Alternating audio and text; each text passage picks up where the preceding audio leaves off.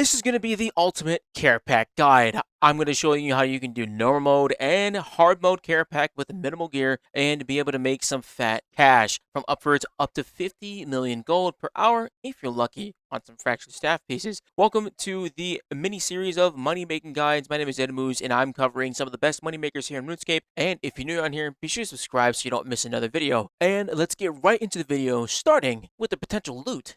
Kerapac normal mode is a very solid way to make some money. With an average hour, if you get 25 kills per hour, it is around 21 million gold. It is fantastic for people trying to get into PvM, where they require a little bit more thought and improv when it comes to the encounter, as well as providing healthy amounts of loot. Because he drops a lot of cannonballs, alkables, dragonkin bones, fire battle staffs, and primal stone spirits, he's pretty reliable when it comes to cash, and he has some of the best common drops when it comes to any of the Elder God bosses. If you are brave enough to take on hard mode Kerapac, this money per hour jumps exponentially. It goes up to 55 mil per hour, with each piece of this Kerapac staff going up to around 600 to 700 mil each, depending on the meta. This weapon has been in the forefront of the meta for a very long time, and I do not see it dropping off anytime soon. The common loot jumps up exponentially as well, with higher amounts of each of the common drops that were mentioned before: cannonballs, orichalcum salvage, primal stone spirits, as well as the fire staffs. All of these things hold their weight very well, and as well give you a great money per hour, especially if you have learned how to solo. Let's get started with our inventory. We're going to begin with the standard inventory. This is pretty much every single one would look like, minus a couple items, because we're going to go over the range build for this, and we're going to talk about the alternatives when we get to the equipment. Starting off from the top left corner, we have some vulnerability bombs. These are pretty solid, give you an added 10% damage against the target with 25,000 cost per vuln bomb. These fluctuate, usually maintain their value. We have a base overload. If you have any tier higher overload, Supreme, Elder, there's going to work a lot better in this instance, giving you a higher bonus. We have a Vitality Potion to save our butts in case we get stuck inside of the lightning walls of Kerapac, as well as Adrenaline Renewal Potion. If you don't have Adrenaline Renewal Flask, you can use a base Adrenaline Potion as well. Just want to make sure you have your Adrenaline and your basics and your enhanced abilities available to you whenever throughout the fight. We have 4 prayer potions here. If you have any higher version, you can use a restore pot. You could use an extreme prayer potion, super prayer potion. Any of those would do better. Or you can cut down on how many prayer potions you have by using penance powder. Those are going to help you a lot with sustaining your prayer points throughout this fight, because the fight can be long, especially as you are getting your footing and getting better at the fight. We have Ceridome Brews. We have 5 of them throughout the inventory, alongside a enhanced Excalibur, as well as food. For the bolts and the arrows here, this is for the equipment. You can replace all of these with higher tier food. I recommend using sailfish, rockfish, or rocktail soups. Those are going to be your highest healing foods. Or you could use blue blubbers and learn how to manage your adrenaline that way. But if you're getting started, sailfish is a great start. We also have weapon poison plus here for the added weapon poison, alongside our Cinderbane gloves.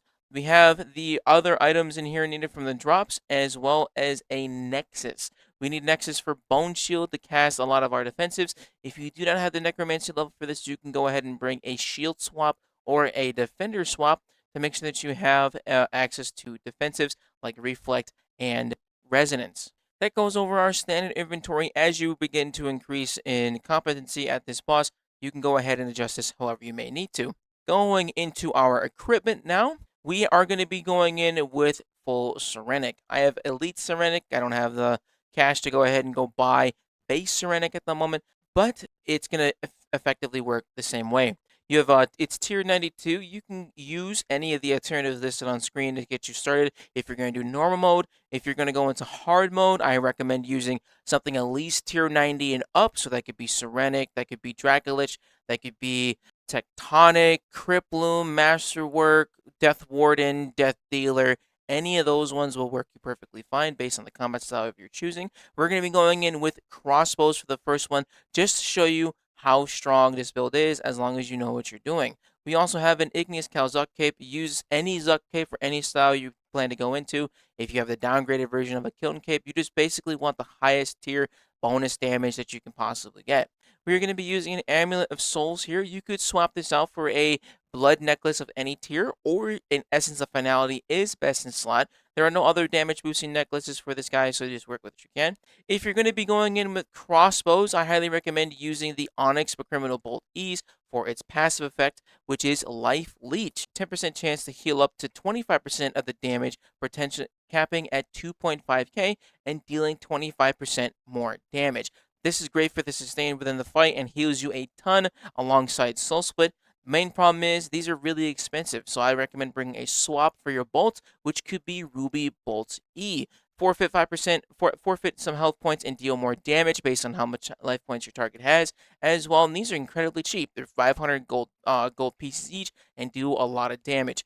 I have Blightbound crossbows. These run for about 45 to 50 mil at the moment. You could use Ascension crossbows, or you can opt for the bow build, which utilizes big arrows for the added poison damage. Targets take 3% poison damage for each stack of Evolving Toxin. After 30 seconds, those stacks fall off. If you're going to end up using a bow build, you could use a Hex Hunter bow, a Saren God bow, or you can use a Zerite bow. All of these options are extremely strong and will get your foot in the door, especially if you're starting with normal mode.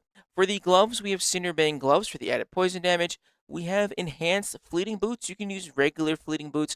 These bad boys have a passive effect where piercing shot reduces the cooldown of snipe by an additional 2 ticks of 1.2 seconds each hit, and basic attacks also apply to cooldown reduction of piercing shot, getting that snipe ability off cooldown as fast as possible. Then we are using a Reaver's Ring. You could use any ring here in this position. You could use a Reaver's Ring for the critical strike chance. You could use a Stalker's ring if you're going to go into range, or a regular ranged ring.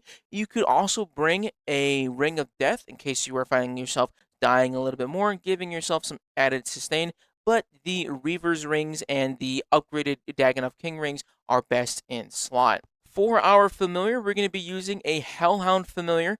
This guy is fantastic, getting you added damage reduction because 10% of the damage dealt to you is reflected to our boy here. And for no matter where you are in the fight, you should be able to have the Hellhound the entire duration. This is what you would be bringing for your melee equipment if you decide to go in with melee. Your inventory is going to look similar to this. Bunch of food, prayer potions, Ceradoan brews, overload, vitality potion, adrenaline flask, bone bombs. Pretty much just like how the standard range build would look like. And then for your equipment, I have Masterwork, trimmed Masterwork armor. This is really good for the added effect of when damage per piece, 10% of the incoming damage is delayed and dealt out over time. This is really good because Kerapac is infamous for burst damage. We have our Zuck Cape, Amulet of Souls, Nodin Spike Harness. You can just use any of the primal spikes in his pocket slot instead. No need to get yourself a Spike Harness. I have a Masterwork Spear of Annihilation with the perks of Lunging 4, Ruthless 1, Aftershock 2, Ruthless 2. Just don't double stack your perks like I have. And then for the perks on here, we have Relentless 5, Crackling 4, Biting 2, Venom Blood, as well as Scav 4, Looting, Genocidal, and Undead Slayer. The perks here don't necessarily matter. This main thing you want to have is the armor pieces. We have Cinderbane gloves, Masterwork boots, and we also have a Reaver's Ring. For the pocket slot, you could use a Scripture of Jazz or any of the other scripture books here. A Grimoire, fantastic if you're going in with magic, but this is going to be the cheapest version that you could use. For our Mage build, we're going to be going in with Elite Tectonic. We're going to be using the Amulet of Souls, our Zuck Cape. We have the Roar of Awakening and the Ode of Deceit for our Tier 92 weapons. For our Tier 95 weapons, I apologize. As well as Cinderbane gloves, Blast Diffusion boots, and Reaver's Ring as well. You can swap this bad boy out for the Channeler's Ring or a Seer's Ring if you'd like. Ring of Death would also work as well.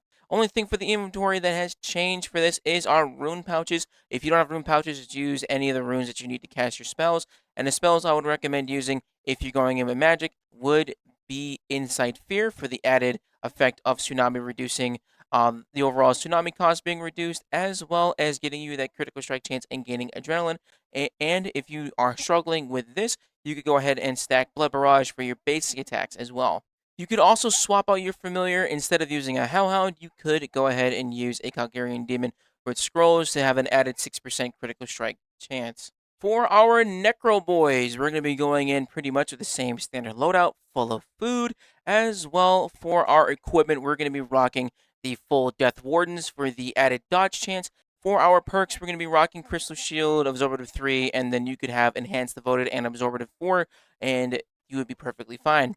we have a Amulet of Souls. You could use a Essence of Finality or anything better than that. You have a Igneous Kal'Zuk cape, which could just be the Necromancy cape as well for any of the versions that you may have. We have our Nexus. I have a Zeramorgo's Nexus from Warcraft. We have the Scripture of Jazz. And for our weapons, I have Tier 95 Omni Guard and Soulbound Lantern. You could easily swap these out for the Tier 90 and work perfectly fine. For the gloves, keeping the Cinderblade gloves for that added poison damage as well as an Occultist ring. And that would be our Necromancer's loadout. Kerapac is susceptible to a number of different damage boosting buffs, and there are other things to increase your money per hour. Starting with the Elder Trove drops, completing the City of Sintissan questline and creating a Pontifex Shadow Ring unlocks Elder Trove drops, and this ring can be worn or overcharged. The way you can upgrade the ring is by completing the Extinction quest and creating an enriched Pontifex Shadow Ring. This grants a 2% increase chance to unique drops at this boss while worn or overcharged. Kerapac counts as a Nodin King Dragon task, so if you have a Slayer helmet or if you have your helmet on the helmet stand in Anachronia, you gain the additional damage and hit chance for Kerapac if you are on task. When you upgrade your Pontifex Shadow Ring, the overcharged version of the ring provides a passive effect that prevents the jumping slam ability from Kerapac to stop stunning you when you are hit, as well as being susceptible to the Hex Hunter Bow. The Hex Hunter Bow deals an additional 12.5% ability damage and a flat 10% hit chance against this boss. I used the Hex Hunter Bow myself personally for a large chunk of my grind when I began doing higher level PVM, and it has carried me through a number of content, including Kerapac.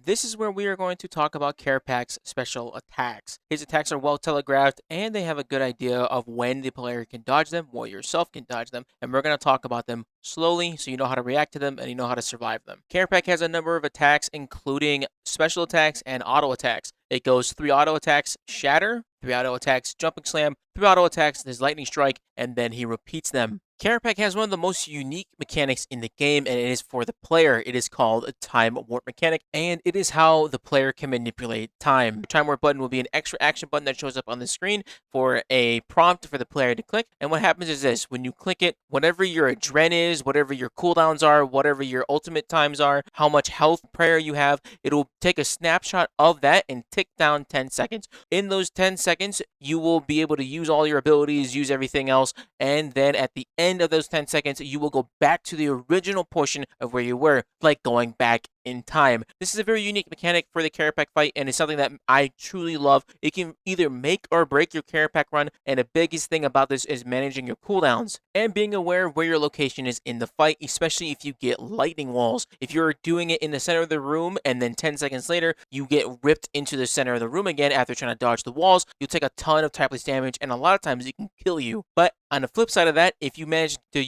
get 100% adren before using Time Warp, you can get to 100% adren. Time Warp, use Sunshine, Living Death, Death Skulls, any kind of hard-hitting abilities, and then be able to use all your thresholds and enhanced abilities, and then snapshot back 10 seconds and have everything back. Your adren will be full adren. You'll be able to use Rapid Fire again. You'll be able to use Asphyxiate again. It is something that really, really, really makes the fight a unique experience and can increase your DPS dramatically. Or it could kill you if you don't get the timing right. So it is a very unique mechanic that shows up in Stage 2 and onward, and is an essential piece for hard mode when you're trying to deal with your clones, with your devotion timing. His first special attack, Shatter, is when he will raise up his staff and his arms, and he will then try to strike you with lightning. There are 2 main ways to deal with this attack. I'm going to recommend that you do the walk underneath method. This is the same method you're going to be using when you do Kerapac in hard mode teams, as well if you're going to be going in solo. Because his attack deals a lot of magic damage rapidly, you want to make sure you have Pray Magic on if you do not have Soul Split, and the way you're going to deal with this attack is when he begins to raise his staff and you see the words pop up above his head, you have about maybe 2 seconds to walk underneath him. I recommend until you learn how to step and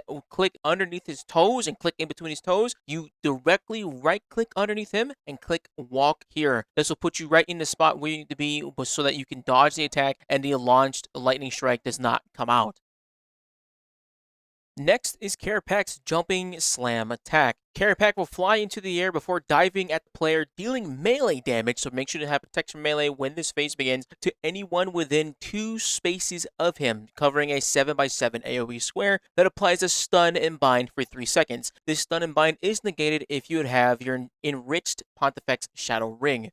To survive the jumping slam, you are going to dive or surge out of danger. The way you do this is when Kerapac's wings begin to get closer when he's in the air, or his toes curl, that is when you are going to surge away. When you successfully dodge one of his attacks with dive or surge, those abilities are automatically reset, allowing you to dodge the next attack. If you are hit by one of the slams and your dive or surge is on cooldown, you can simply run out of the way as he begins to start diving at you. As the stages go on for Kerapac, he will begin to do the dive with clones. The clones go to the previous location that Kerapac landed in the previous stage, and the player must keep in mind where those clones landed previously. So bear this in mind when you are preparing to go into the later stages of the fight where Kerapac landed previously, so you do not end up getting slammed by all of the clones. Next is Kerapac's Lightning Wall. Lightning Wall is hands down the number one reason why people get murdered at Kerapac. He does typeless damage and attacks every single game tick. The best way to dodge Kerapac's Lightning Wall is to know where it is going to go. It will spawn in a random spot in the arena and slowly move towards the player's location and sweep across.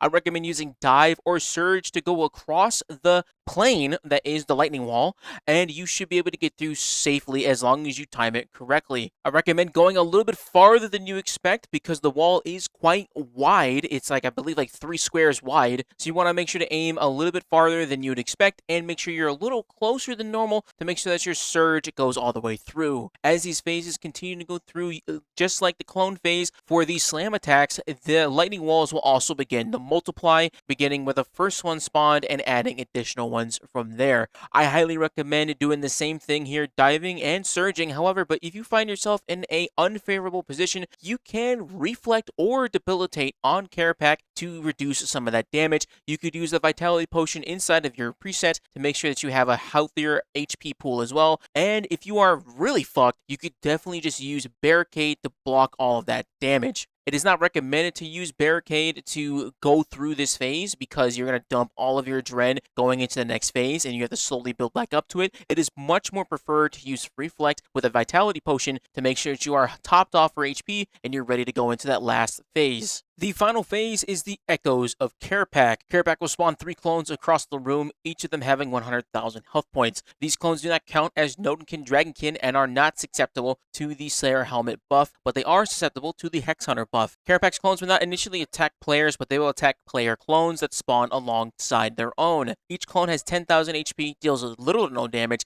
and will be soaking up damage from the clones while Kerapac wails into the regular player. The objective here is to kill all of the clones while maintaining your health. You have to jump into any of your clones before you begin dealing damage to the Kerapac clones to deal full damage to the Kerapac clone. If you do not jump into the player clone, you will end up dealing a significant amount of damage less compared to when you jump into your clone. You must keep in mind that the health that the player has will be swapped with the player clones. So if you have 10,000 health and your player clone has 5,000 health, if you jump into your clone with 5,000 health, you will now have 5,000 health, which means you will be weaker. So you want to jump into the clone as soon as possible at the highest amount of health. If you take a vitality potion before jumping in, that health of the clone will be doubled and your health will be safe and sound as well. Main objective here is to DPS all of the clones down and try and kill them as fast as possible, with caveat: if you kill a clone, Kerapac's main attacks will now deal a lot more damage, scaling with each death of the Kerapac clones. So what you want to do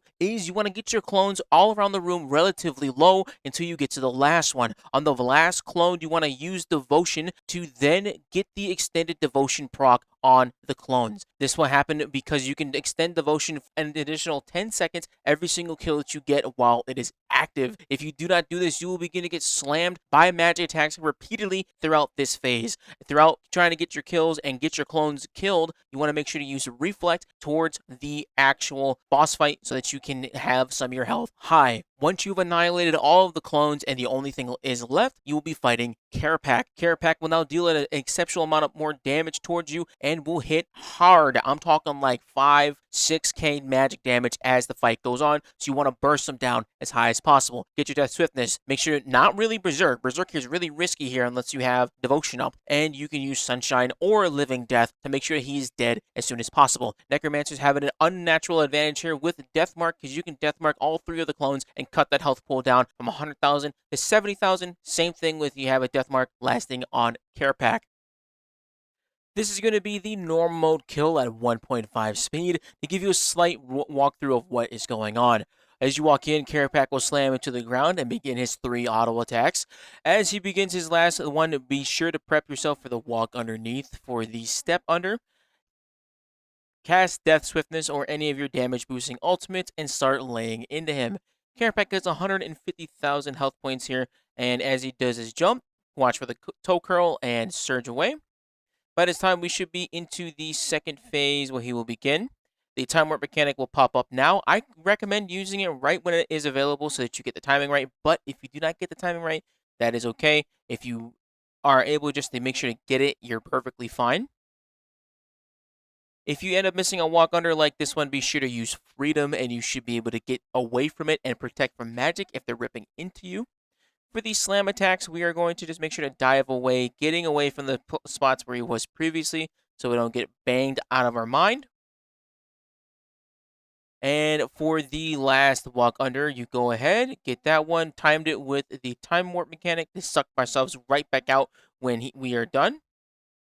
Time warp mechanic is really strong here. Make sure to use it when you are going in with, before you start casting your strong enhancer abilities as like rapid fire or asphyxiate or assault, so that you have those bad boys off cooldown, and if you can be as high as possible adren before going in. And that will be your standard normal mode kill. I got mine in about 2 minutes and 10 seconds. Yours will vary probably around the 3-minute mark as your gear is progressing, and the kills will get smoother and smoother, and eventually you'll be brave enough to fight hard mode, which we'll go over right now.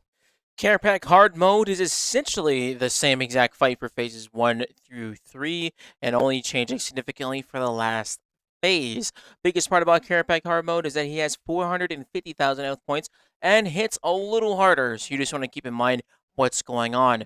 We're going to be going in with our Serenic gear. So it's the lowest tier gear and probably the weakest setup out of all the ones I showed you here today. And I'm going to use this one specifically to show you that no matter what gear you are using, you can do this boss and make some fat cash.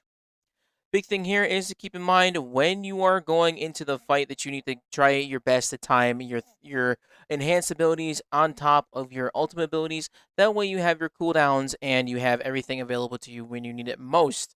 And best thing to keep note of are the leap spots and the wall spawn locations so you can have an idea of where to go ending later stages of the fight. By the time you got in the hard mode, I would hope that you have the walk underneath method down to a T.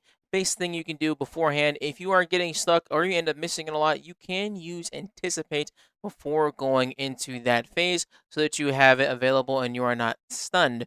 Big part about the hard mode version of the shatter attack is that those little balls that spawn, you actually have to kill them. If you end up not killing them, they deal amounts of typeless damage throughout, so you just want to make sure to get that. Bad part about that is it does add a big chunk of time to your kills, but that is okay. We can recover.